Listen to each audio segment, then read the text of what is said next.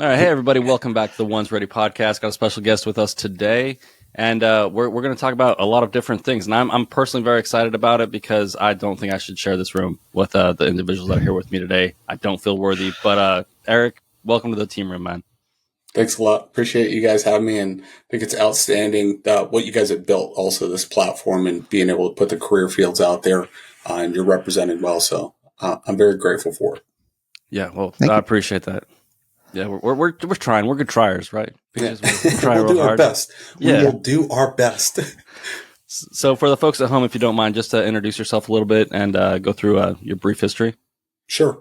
Eric Ballester. I was a combat controller for 20 years. I retired in March of 2020.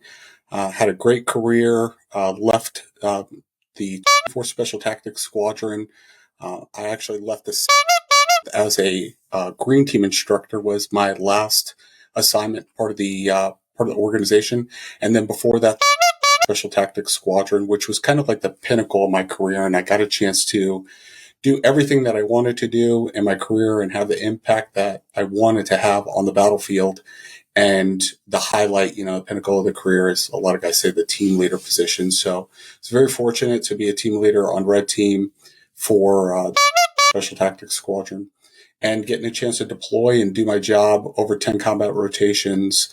Afghanistan, Iraq, Africa, and Syria was my last one, where it was a really unique experience for me. And I reflected a lot on it, and just seeing what real, and I say this lightly, but what real turmoil looks like, and what real struggles look like. So going and helping the Syrian people, and specifically the female fighting force out there, very formative experience for me.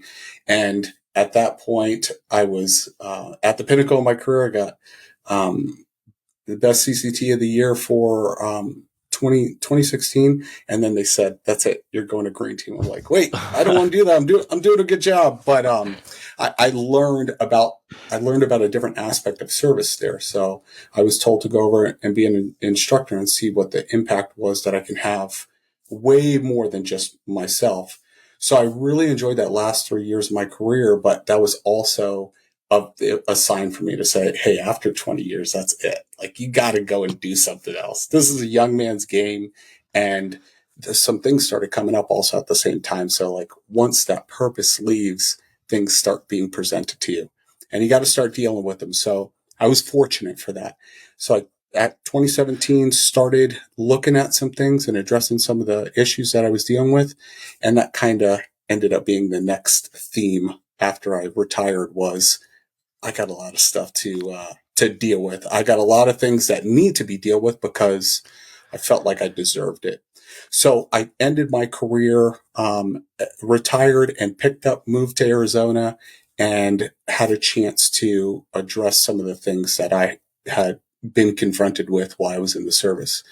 And I'm so grateful for that. And I think that's like a theme that I'd like to pass on to, the guys and gals that are listening, is your career is purposely driven. You're going to do some pretty incredible things, but you're also going to take on a whole lot. You're going to compartmentalize, and you need to, because the mission requires it. And that's something that I want to leave with, your listeners, is you need to check back in periodically during your service and really start addressing some of these things. That way, when you leave the service, it doesn't become a full-time job, which was what I ended up, having to do, was a full-time job to heal. So my career, it was very rewarding, but now, as I'm out, and some of the things I'm involved with now, they're just as rewarding, if not more rewarding. So I got a chance to do some really cool stuff while I was in, but I'm doing some really cool stuff now. Yeah, absolutely. I want to touch on a few. You brought up a lot of stuff just now that I really want to talk about. I was taking notes down here. I'm going like, I need to revisit that one. Well, I think this is the first time that we've had someone come on here and not just talk about like really Afghanistan and Iraq, and you're talking about Syria. And before we talk about the other stuff, what was it about Syria that made it different? Because obviously, like, we all have experiences, in the other countries, but I never actually went into Syria.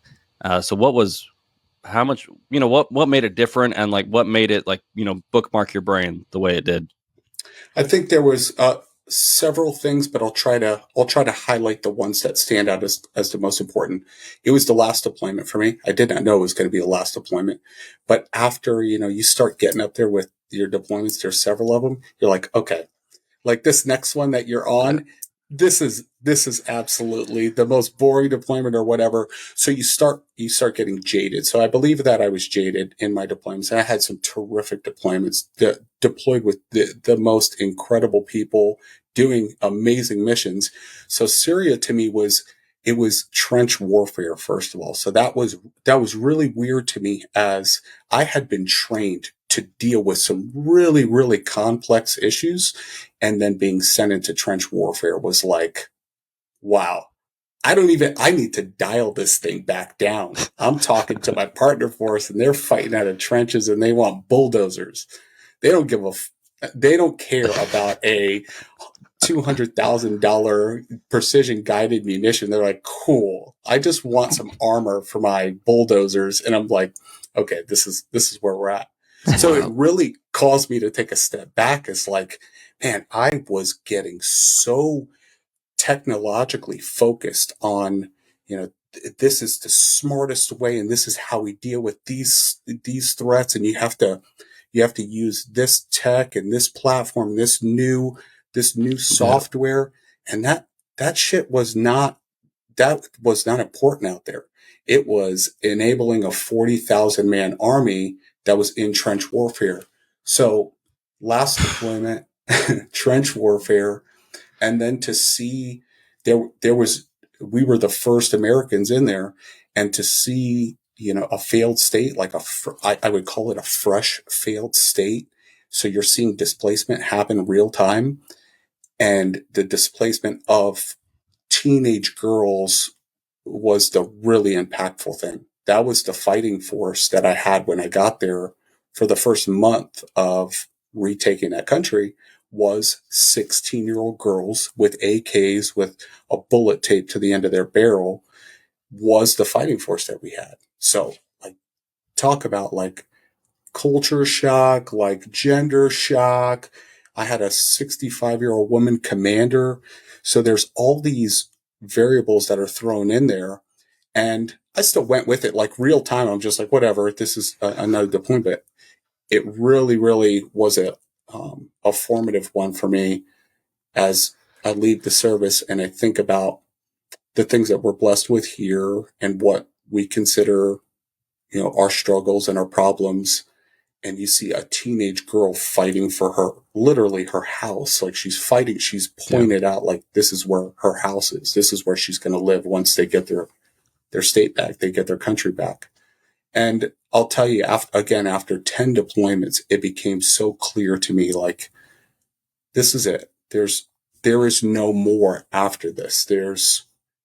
How long do you keep on pursuing this thing that we all are attracted to? Like, we all watch the movies. We all have, like, you guys get it. But at some point you're like, all right, I checked that block. Let these young guys get in there, get some experience. They're hungry. They want to get after it. What is your old ass still doing out here doing this shit? So why are you talking to me like this? Jared feels attacked. Sit here going like, oh shit. Who hurt you? Yeah. Yeah. But in short, it was the most impactful, like, learning deployment. But it definitely wasn't the most rewarding. Like the rewarding ones were the ones that, like, you had an action movie going on for about, a minute and 15 seconds. Let's be honest. It's not, it's not 6 months straight of getting it, but, I'm fortunate for that one being my last one. Yeah. Yeah. And it's weird to have like those experiences, right? And like you said, like you find that place where you need to shut that door.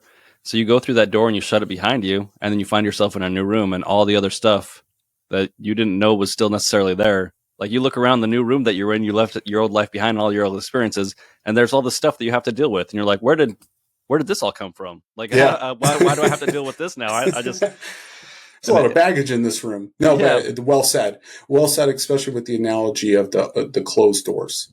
I think the closed door analogy is very important because there's a reason that that door closes. So I really take it, now I'm starting to look at it, and I had Peaches over here grinning, got a big old smile going on. Am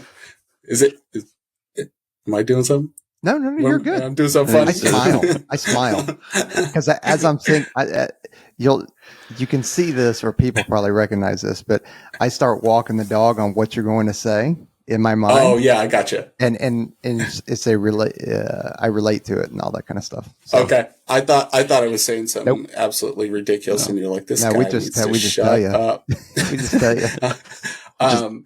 No, but back to a closed door, like when me getting pulled off of team, and I walked into the senior enlisted's office as soon as I found out I was going to green team. I was like, I don't want to go. And he like laughs at me. He's like, okay, you're going.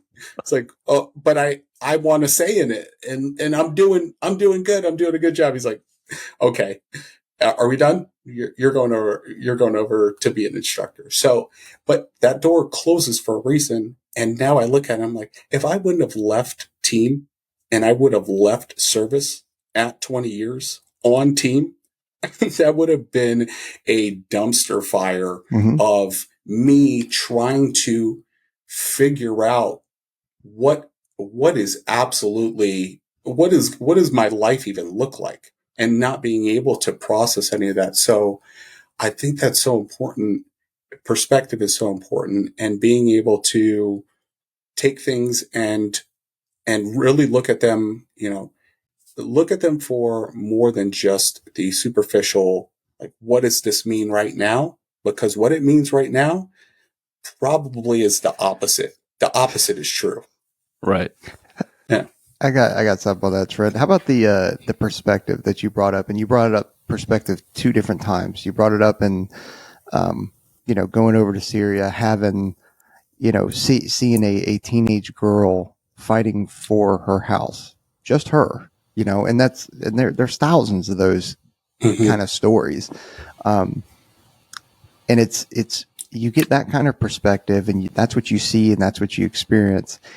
And then you kind of come back here, or you see on the news about people that are at least going through something that's, not great, but right. Not when you compare it to that, or or maybe some people, and even, and I don't just mean you people, like, I mean, like I'm guilty of it as well, where you go, dude, of course this happens. When you actually can take a step back and go like, yeah, well, I can breathe, go in reference to the pool, go to the pipeline.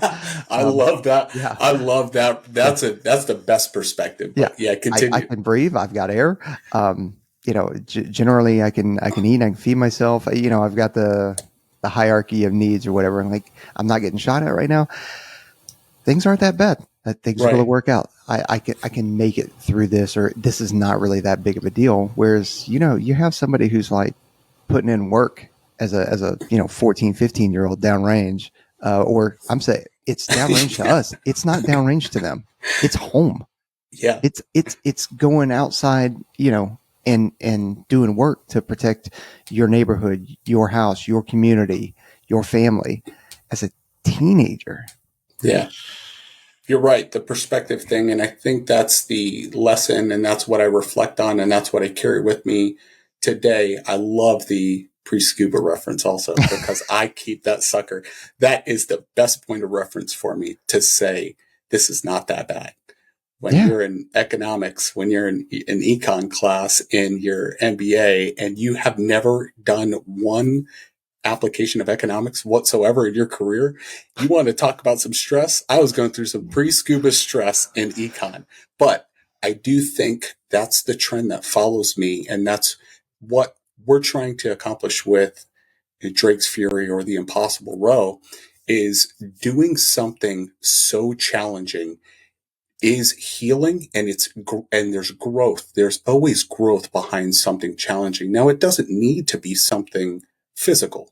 I'll go back to econ again, and knowing that something that is challenging, or something that is nerve-wracking or you're scared of, or you think, oh, I won't be able to do that, so I'm not even going to try it. If that feeling is coming up, you probably should go towards it. So there's something behind the idea of going towards something ridiculous, but also being calculated about it and being deliberate about your preparation for it and leveraging support for it.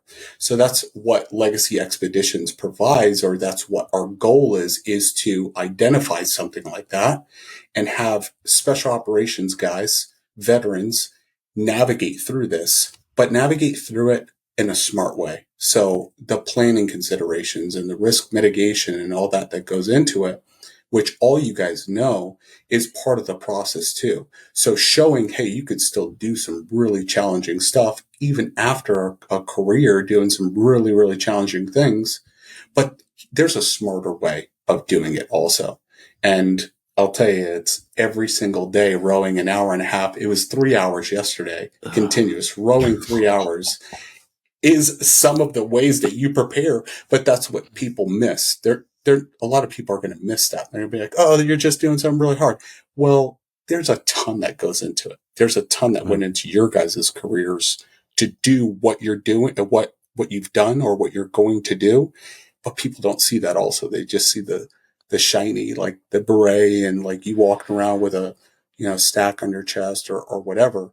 They don't realize there is a ton of challenge that goes into that in order to make you successful. So I love the analogies of referencing your experiences with challenges to help you with a perspective of what you're dealing with today. And why would you not keep on putting that into your life? Why would you not identify that and say, you know what, that serves me. Now, being comfortable doesn't serve me.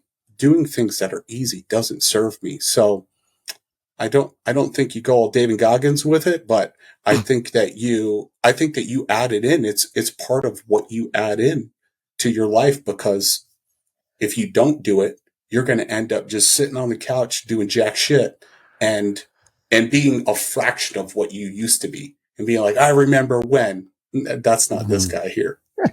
Well, it's not the end of your potential, right? When you get out. Right. And you once you close that door, once you left service, there are traps. I think we've all seen people fall into some of these traps. And I would like to know, like, we're talking about navigating. How did you navigate past and through those traps to get to where you are now? Oh, that's a great question, man. Great question. I'll tell you that there was different traps along different parts of the seasons of getting out of the service. And I'll say that the first one is just some sort of reflection on what does your life look like after service? And a lot of people name it like, find your why or whatever. But whatever, just setting aside intentional time to say, this will end. And I'm not going to have anything to do with what's going on right now in this organization. And that's a good thing. And if you can reflect on that and reflect on it enough to believe that, that's where it's got to start. It's got to start where you just remove yourself from whatever the day-to-day is here, because the machine will go on. It'll move on. It does not need you. You've done a great job. You've done your job and you've excelled, but they don't give a fuck about you. And identifying that sooner than later is key. So for me, it was definitely getting taken away from team was that mechanism. That door closing is like, oh, they don't need me. Like, what are they? They're taking me away as the team leader and everything's going to fail. No, it's not. Who am I to think that? That's ridiculous. So, and then watching my team leave on their next deployment was also this season of high stress, depression. The unknown was slamming me. So I was seeking mental health care through my organization to identify what that unknown was. I didn't know what this thing was that was hitting me, but it was attacking me. So identifying the unknown was the first thing that I did. And then I took it. As soon as I identified it, I found something that really serves me is a mentor. So I found a mentor or guys in the organization that had just left or they were on their way out and they had it right. You can see the people that have it right. They are following some sort of process to navigate getting out of the military. So I found a couple guys that were taking care of their med paperwork, filing their disability claim, buying some life insurance, and then navigating either education, choosing to go seek higher education and get certified and get relevant in something else, seeking to find an employment. I'll back up. Defining what your priorities are is necessary before you do any of that.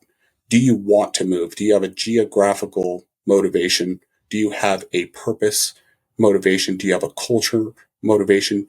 Do you have a compensation motivation? Do you need to earn X? And if you do, identify that. And then you have to backwards plan and figure out, okay, I need a job that's paying me this.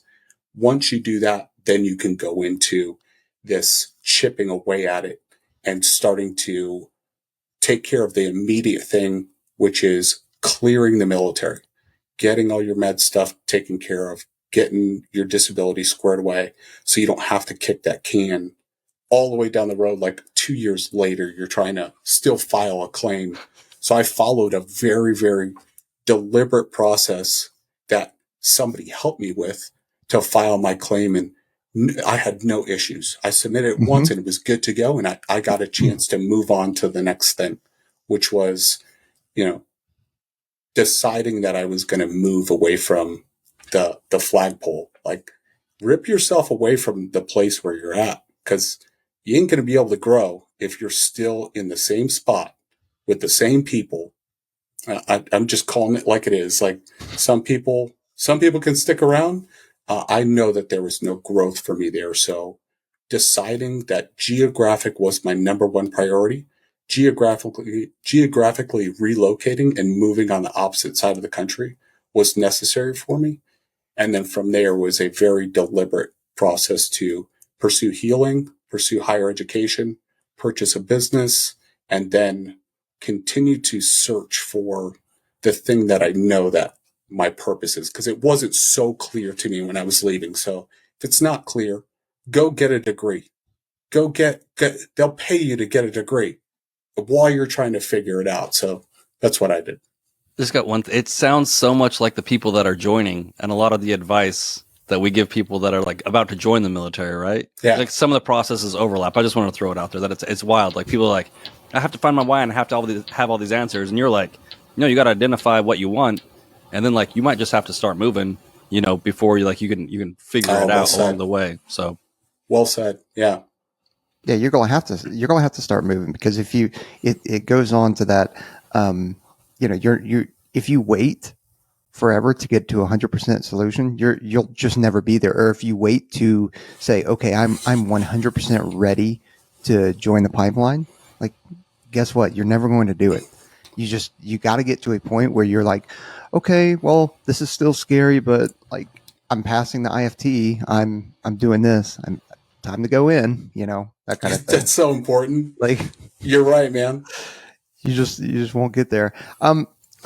You said something, and I want to, at the risk of, overstepping, I do want to. You mentioned depression, and I have a theory about that, and I don't know if it resonates with you at all, but it's send it, man. and I've talked about it, and it's not a tangible thing, so I recognize that, but the one thing that the military, and especially the SOF community, is really good at is having very integrated and tight teams. I mean, that is whether, me and you, Eric, we could despise each other, but we will still operate together, and we will still be tight, and we will still do whatever we can for each other. Right.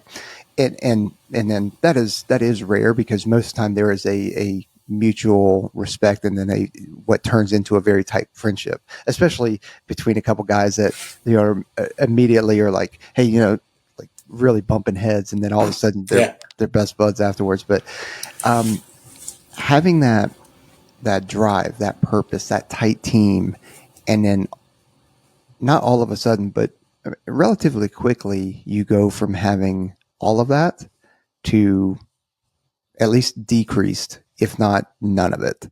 Yeah. And I've heard that. I just heard you talk about it. I've heard Pat McNamara talk about it. You know, all the big names, right? And I have not experienced that yet, but I know that eventually it's coming, and Yeah. that is, at least I know to recognize it. But like, how did you recognize it, and how did you kind of deal with that? Great question. And great. I'm happy for you that you're aware that that is something that's going to show up potentially for you as you're leaving service. I think depression is something that everybody experiences different. So it's challenging to say, you know, I've heard this said before, comparison is the thief of joy. You can't compare somebody's depression to yours, what you're going to experience. So if I pointed out to you and I said, this is what depression looked like to me, and you're looking for those signs, it's probably not going to look like that. So for me, it was very challenging to identify it as depression. All I knew was that there was something taking my energy. There was something taking my energy and taking my drive to want to continuously develop or to challenge myself. So I knew I wasn't being myself. And that was the first indicator to say, like, physically and mentally, I was not myself. And I didn't have anything to point to, because I still didn't even reflect that getting taken off of team caused me to be depressed. I lost my purpose. So at some point, when I did find out that it was because, yes, I lost my team and they didn't need me anymore, but it was more the unknown. To me, the unknown was the demon. That was the thing that really caused this deep fear inside me. This fear that I won't be good at anything else. This is the only thing I'm good at. So it took a mental health specialist, and I'm not afraid to talk about it. Like I'm glad you navigated it, you know, gently, if you will. I'll talk about it because I understand the power that's behind it. The fact that I addressed it made me so much more capable of dealing with the things that I'm being hit with now, that are just life things, that are, you know, family losses. If I did not deal with these mental health challenges that I was going through, there's no way that I would be able to repeat the same things that I did when I was in the service that I know that I'm capable of. So when the depression hit, and I didn't even know what it was, besides calling it the unknown, my mental health counselor did the greatest thing for me. And she said, Eric, what is the worst case scenario that's going to happen with this unknown that you speak of? I told her, I'm not going to be good at something. I'm not going to be able to enjoy what I do. I'm not going to be fulfilled. I'm not going to, and then she asks me, and then what? So characterizing what it is that you're so afraid of, and then identifying what's the worst case scenario, and then saying that's probably not going to happen. And that's what she helped me uncover. Was I was afraid that once I left service, that's it for me. That's my highlight of my life, and everything is downhill from there. And then she says, is that likely, Eric? Look at what you've done your whole career. Look at where you're at now. Do you think you don't have the ability to replicate any of that in a new skill set? And when she phrased it to me that way, I was like, holy shit. I know for a fact I'm better than I was when I first came into service mentally. Oh yeah. I know I can repeat this in whatever facet. So if I know that that's true, then that unknown and that fear starts to go away. But you have to address it first. And then the purpose thing, you brought up the other huge one, understanding that if you associate your life, your purpose, with something granular, you're going to go through some depression. Like, that's what it is, because when you'll lose it, and when you lose it, you're going to go through grief. Loss causes grief, and grief is an ugly bitch. Like, it's going to cause pain, and it's going to It's going to physically, mentally, spiritually hurt you if you identify your purpose and your higher cause with being a combat controller. Like that is not what my purpose is. So I think that goes back to identifying your why. Like Yeah. what is your priority? Is your priority to continue to build generational wealth for your family? Then what the fuck does being a combat controller have to do with it? It doesn't. So I would say that depression, for me, it was the catalyst to start the healing, to say, okay, if I can address this thing and become better on the other side of it, then I can address the physical issues that I got and become better, and address the other mental, and then address the spiritual side of the injuries that I have. And if you can see it that way, then healing is an option for you, and becoming better is an option for you. And challenges, I think that has challenge written all over it. And my viewpoint on challenge. I believe in challenge. I know it serves me. Well, it gives you purpose, right? And I think that's what a lot of folks, whether you're in special warfare, soft community, military, or even outside the military, I think it's important to find that purpose. And you kind of alluded to it. So great transition there. You have found purpose now, in doing challenging things. Talk about what you talked about rowing for 3 hours straight. I mean, okay, cool. That's a fraction of what you're about to go start doing. So what are you eyeing up, and what's your purpose now, in regarding challenging things? My purpose now is, and we're talking macro, is to continue to be of service. And I didn't realize that after I initially retired, I was like, oh shit, I'm good with service. I checked that block. I did 20 years, 10 combat deployments. My service is done. I can check that off and move on to bigger and better things. So I moved on, and I, purchased a franchise, and I went to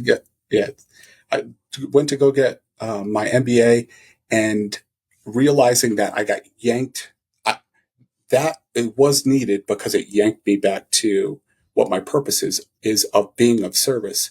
And the way that I feel like I can be best of service is by helping honor, and it looks like this right now, by honoring the legacy of those that have fallen.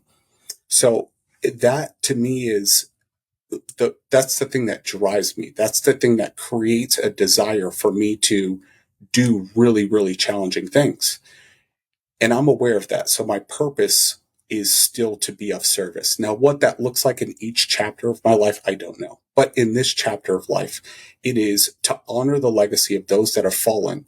And the way that we're doing that, there's a couple different ways. By doing hard shit, by doing really, really, really hard things because we can. Mm-hmm. So we're choosing to do something for this particular expedition. We're choosing to row using manpower to row Drake's Passage, which is a very small stretch of ocean, but it's also the most dangerous, challenging part of the ocean. It's 600 miles between South America and Antarctica, and it's called Drake's Passage, and it's known for taking 20,000 sailors' lives. And there's a video on YouTube. I'd like to add into a link or something for anybody. Yeah. 800 ships, and it's known to have 100-foot waves, and there's YouTube videos of like humongous freight like vessels going through there and just getting pummeled by these humongous waves. So to row that with 6 spec ops guys is this next challenge that we're taking on. So it's from every single branch. We got a ranger, we got 2 raiders, we got 2 SEALs, and we got an Air Force dude on there getting it. So it'll be, we're going to attempt to break the world record. So the world record's done in 12 days, 7 hours. We're going to shoot for 10 days. So that's 10 hours. That's 10 days, 90 minutes on, 90 minutes off, continuously rowing. And you don't leave the vessel. You bring all your water, you bring all your food. And the idea of doing something like this is, again, it's a forcing mechanism of challenge, and there's growth associated with that. So personally, there's growth for me there, but personally also it's to honor my teammates, the ones that fell, and I'm choosing to dedicate it to Andy Harvell, a teammate of mine that fell in the extortion crash. So I'm honoring the memory of Andy, but I'm also honoring the memory of anybody who's out there struggling. Anybody's going through something that's a challenge for them. And your challenge looks way different than mine. Who gives a shit? Yeah. I love it. That's solid. Yeah, man. And so it's accepting a challenge because I know there's growth there. It's honoring the legacy of those that have fallen. It's dedicated to my teammate, Andy, but it's also used to raise funds for Folds of Honor, which is an organization, nonprofit organization that provides education opportunities for Gold Star family members. And we're hoping with what we're going to do, it's going to be entertaining. You know, it's going to be, there'll be a documentary provided by National Geographic, and Men's Journal is going to cover it as well. But we're hoping that when people see it and they watch it, we hope it's not, we're not promising anything, but I hope one person watches it and they're like, yeah, that I have a similar story, and why can't I accept challenge? Why can't I do something big that I think is impossible? We hope that that's the aim, to show people a way and show them it doesn't define you if you've dealt with challenges, if you've dealt with mental health or physical challenges. And we know that, you know, it doesn't matter what the challenge is, although this challenge is very entertaining. So by making it something really, really crazy, we know that once that attention comes in, now you get a chance to deliver your message, to tell somebody like, hey, I see you. And there's a way out for you. Yeah, those videos are nuts on YouTube. Like all those videos of of the container ships and that kind of stuff that are just getting hit by enormous waves. That's most of the time that is Drake's Passage. It is nuts. Yeah, I mean that is incredible that out of all the things that you could have picked to do. Yeah. Right? I didn't pick this one. The Panama Canal. The Panama Canal exists so we don't have to do this. And you guys are like, we'll row it. I'm going to swim it. Yeah. Like, whatever. Sorry. I'm the ATL for this one. The TL chose the expedition. Last year, our expedition was 777. It's a skydiving one. I'm like, let me get on that one.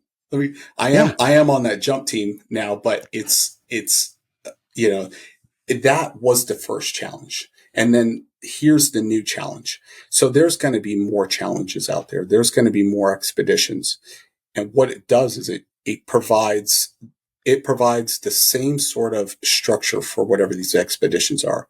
It's going to be some spec ops guys, some spec ops veterans, some tier 1 dudes going through some stuff, like planning it out, trip leading something, and allowing people to come with us to navigate these challenges. But there's a ton of leadership development that also happens at the same time, like leading people through these challenging, really grand experiences. Like, yeah, it's ridiculous. Jumping into 7 continents in 7 days, like that's ridiculous. But it's also no different than a lot of challenges that a lot of business people or a lot of even civilians go through. So we're hoping like it's entertaining there, but it also has relevance in people's lives, and check it out. Watch how we navigate this. Well, it seems like there's parallels. I'm a parallels guy. Like we do the selection process to put you under stress, to bring out who you really are, right? Mm-hmm. And I think one of the reasons we enjoy watching documentaries like this is I'm looking at these hyper capable guys, right, going through this process, and to see you guys, like, you're going to hit these challenges, and eventually, like, you guys are going to be tired. you know, like you're going to be frustrated, and to watch you like overcome these same things, it's like, oh, like that's also who I am. So I think it takes something like this to take, you know, for people like you to bring that stuff to the surface and to show people like everybody goes through the same stuff. Yeah. And these are the tools that we use. Like we're not, you know, you're not like a superhero. Like you have great hair, but you're not, you know, a superhero. It does have superhuman abilities that that it gives me. Yeah. But these are tools that everybody can put in their toolbox, and I think that that's the key right there. Is just like selection, just like everything else we do. Like the idea that the special operations guy is this stoic, nothing ever bothers him. It's like no. Like lots of things are going to bother me. We're going to find a way to get there. Like when you watch like the Thai cave rescue, to me, yes. like the biggest thing that the Air Force guys did there is when the civilian guys wanted to quit, the Air Force guys are like, yeah, but do you really want to quit? And what if you actually can accomplish this? They're like, we don't think we can do this. And the Air Force guys are like, but maybe you can. And they're like, well, that's such a great story too. That's such a great testimonial. And it doesn't get out there. So I appreciate you guys highlighting things like that. It's absolutely so necessary for the parallels to be drawn. And if we do our jobs really well, the parallels will be visible to people to say, replace rowing, replace skydiving, replace this mechanism. The mechanism is irrelevant. Who cares about that? It fits in with other people's molds. And I love the selection thought also, the parallel that you drew there. And to me, what's so exciting about this is the thing that really excited me was when it got proposed to me, like, hey, do you want to be part of this? It was already a yes because it's my old CO that I used to work with over at the beach. So the second he calls me and tells me something, I'm like, yeah, I'm going to want to be part of that. And when I got there and I met the team, I didn't know any of the guys, but I got there and we had support similar to what we had when we were at JSOC. So we had the Mount Sinai Red Bull performance team doctors that help prepare the athletes for doing that skydive in the stratosphere. So we had doctors doing, and you'll see it in the video, doing VO2 max testing on us when we were there. We have a doctor providing us with sleep study and lab work to determine our endocrine levels and provide us with things that can boost us up to get us to perform. We have a nutritionist. We have a psychologist that's also part of the team to help us with developing the team, which is the most important thing. If your team is not in alignment, if you're not purposely aligned towards the same thing, good fucking luck doing something that you're gonna get hit on the chin the first time and you guys are done.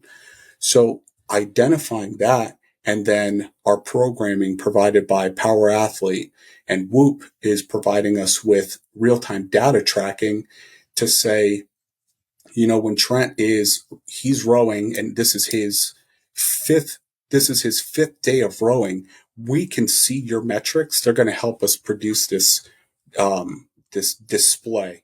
So you're probably not going to say anything when you start going into like sleep depth. You're just grinding. You are definitely not going to be the liability. You're going to keep on going, even to the point where you crash. So knowing what our temperaments are, which we all did personality assessments too, which is cool. Nice. But also being able to see real-time tracking to say, okay, Trent is now his HRV is this, and his heart rate is this.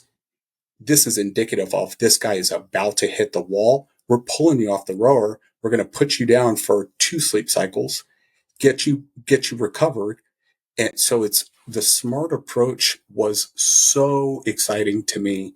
And, you know, as I'm looking at it too, I've went through selection before. I knew like I had to prepare for the long walk. I knew what it took to prepare for the long walk.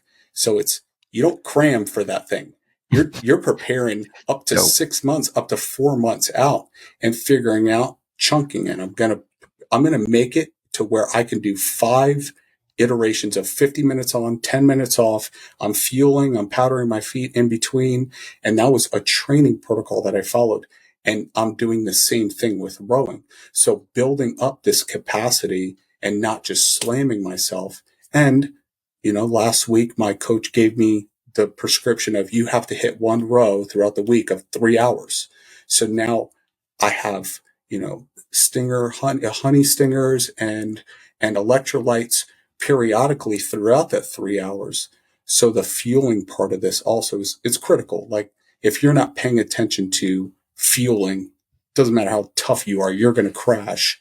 And another one is adding in a ketone supplement also to help with pushing the body into ketosis and burning fat, because it's a long, slower, consistent burn that keeps your heart rate down and caloric burn lower.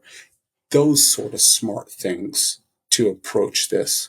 So that's another thing we're showing people is, hey, whatever it is that you are about to accept as a challenge, there's a really smart way of doing it. We may not have the answer, but we know how to get the answer. It's leveraging the best support experts of people that this is their field.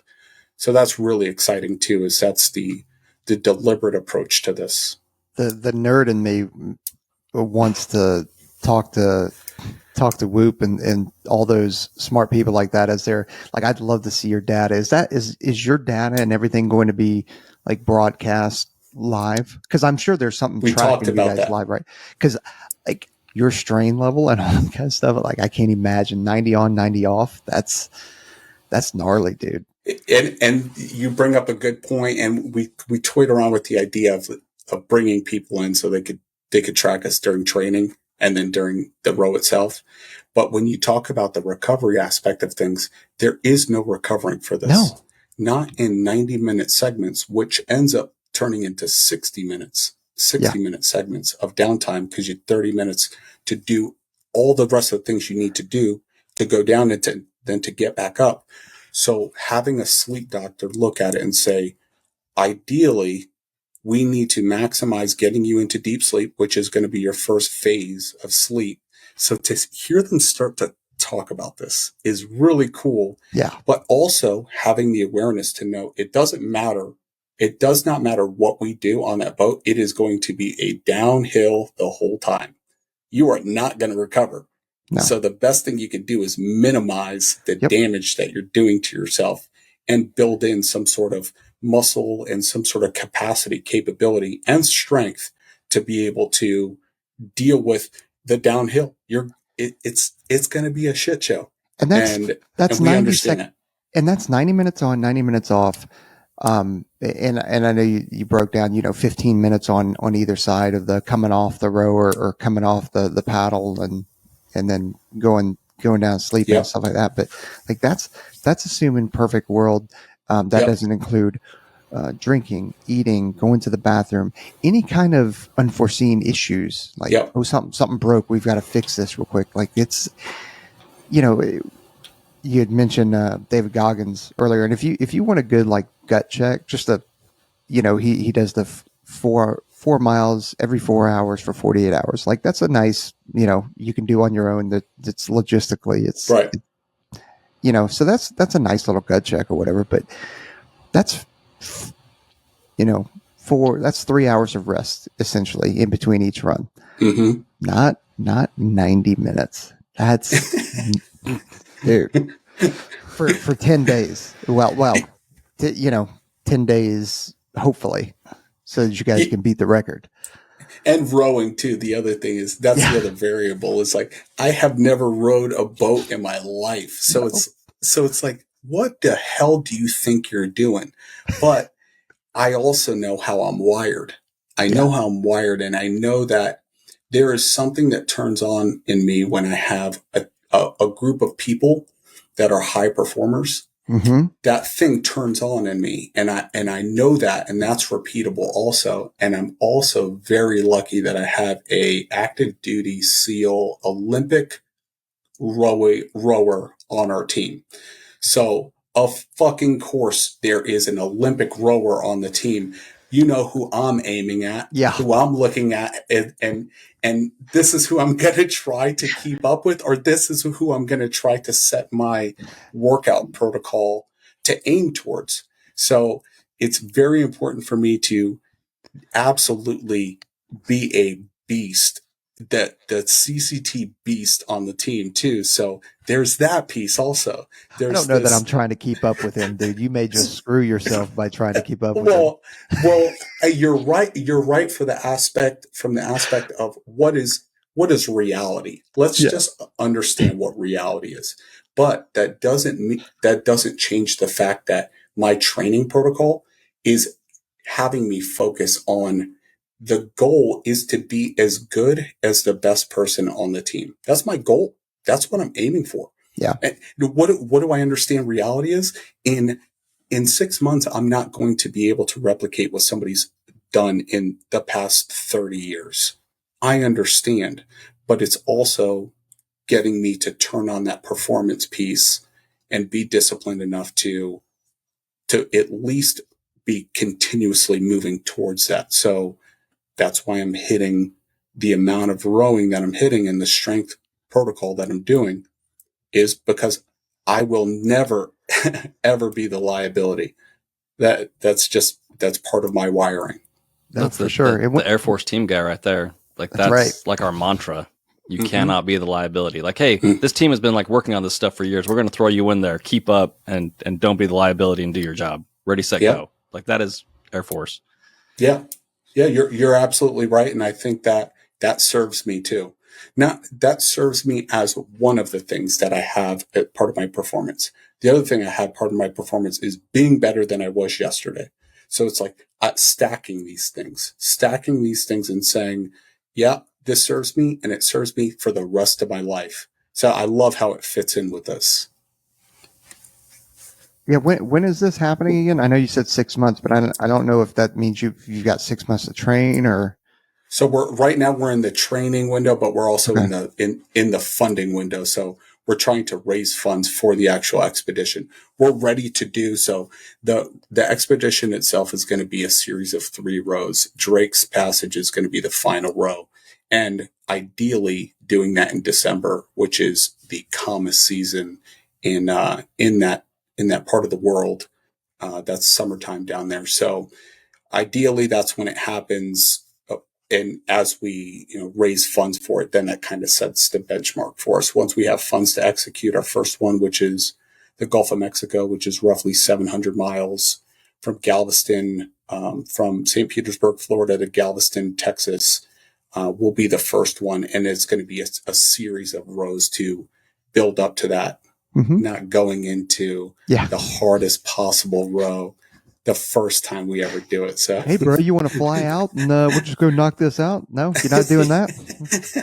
I guess. Whatever. Yeah, that sounds like some stuff that old Eric would have done, though. Yeah, for sure. Yeah. So yeah, we are in the fundraising sponsorship. We're seeking sponsors. We're fundraising to be able to make this thing happen. And then this rows will follow a December and August timeline to be able to do the 3 in succession. Well, since we're talking about it, what's the address that folks can go to kind of donate and check out what you guys are doing?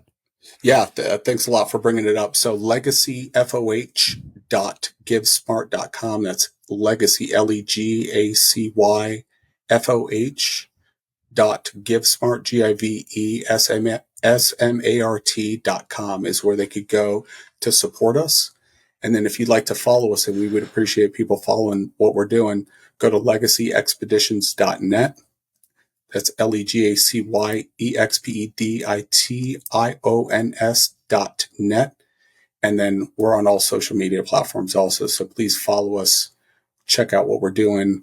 And then, there's other stuff coming up too. So you'll see some other exciting things developing, including some more skydiving things. So yeah, I'm excited. I just wanted to make sure we get that out there, just because sometimes we'll just blow right past giving out the link, and it's like, oh yeah, forgot to put that out there. Whoops. One job, Eric. Yeah.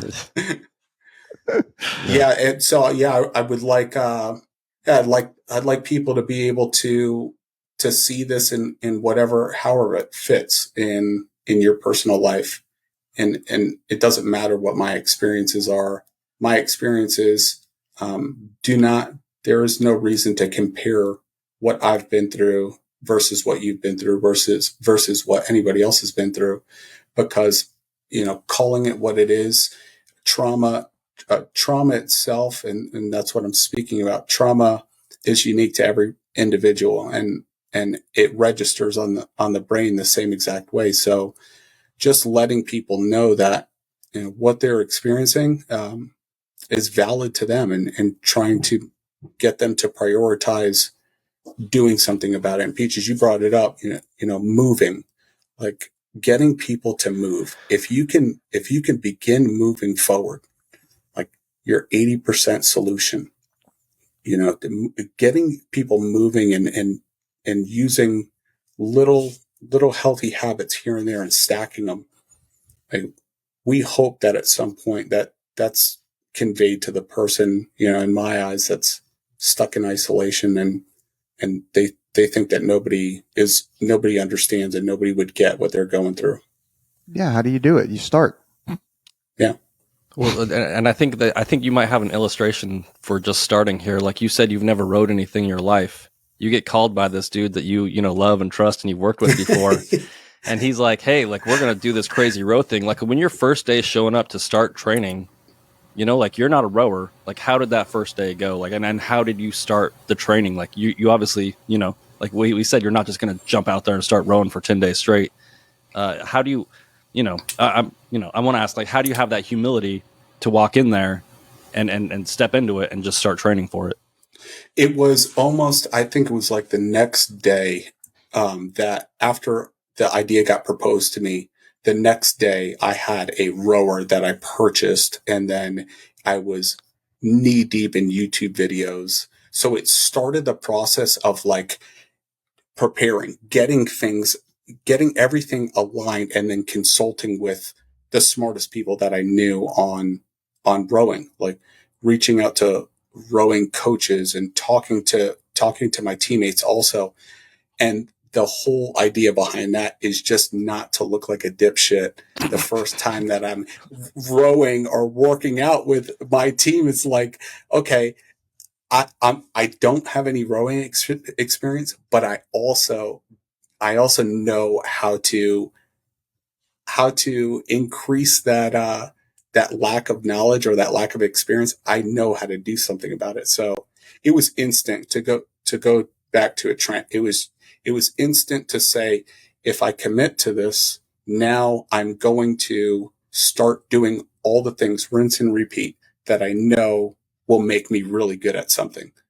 And Right. The first time on the rower, like the first week on the rower, I felt like I slipped a disc. Like I was doing everything wrong. I was just like rowing. So I still do stupid shit also. That's not to say like, We all do. yeah, I don't Yeah. have this thing figured out. I still am susceptible to old Eric patterns and just hit it with as much energy and as possible. But that's also necessary, is to go through those, like, oh, I just hurt myself. That was stupid. Yeah, well, and one of the reasons I ask is we obviously talk to a lot of kids that are thinking about joining, and they'll be like, hey, like, I can only run like a mile. I can only do 20 push-ups right now. Yeah. And it seems insurmountable to them. And it's like, no, like, this is the way everything is. Like, you don't start by rowing for 10 days straight. You start by jumping on that thing, hurting yourself, figuring out where you're at, You're and right. then slowly and consistently getting to where you need to be. It was 10 minutes a day. So I'll tell you, I started with 10 minutes, no joke. And I've actually, and Peaches, this goes to what you said, I've captured all of this. I've written down every single row that I've done, including my caloric burn, including the time, my strides, my HRV. So I've been tracking it, but I started, Trent, to your point, it was 10 minutes because 10 minutes of rowing when I hadn't rowed before was pretty damn tough. Yeah, it was devastating, wasn't it? Yeah. And now I've gotten to the point to where my stroke is so efficient to where I can continuously row as long as I want. It's now we're just talking about fueling and me just being bored to tears. Yeah. So, but it took, I sucked, but it took for me to start at 10 minutes and then 2 weeks, 1 week at building up to, I think it was 30 minutes, and then keeping 30 minutes for 2 weeks. And then the next 2 weeks I went to 45. And then the next 2 weeks I went to an hour. And then the next 2 weeks, an hour and a half. So there has been a progressive model to it, to backwards plan to make sure I'm not just slamming myself. Dude. Yeah, that's exactly what I wanted, because like we run into this stuff all the time. Before I ask you the final question, as we're coming up on our time here, I do have one question. Why didn't you become a PJ with the hair that you have? Like, you know, I wanted to become a PJ. I wasn't tough enough. I wasn't tough enough. I wasn't smart enough. They're the best people. Oh my goodness. They're so talented. Yeah. I hope everybody gets that. I'm getting in front of it now. Now I'm doing the opposite. Instead of the trash talking, now it's because I just wasn't good looking enough. They're so amazing. PJs. They are so amazing. Yeah. And then the one question we ask everybody is like I told you, our audience, you know, like 14-year-olds to whatever, people trying to get in.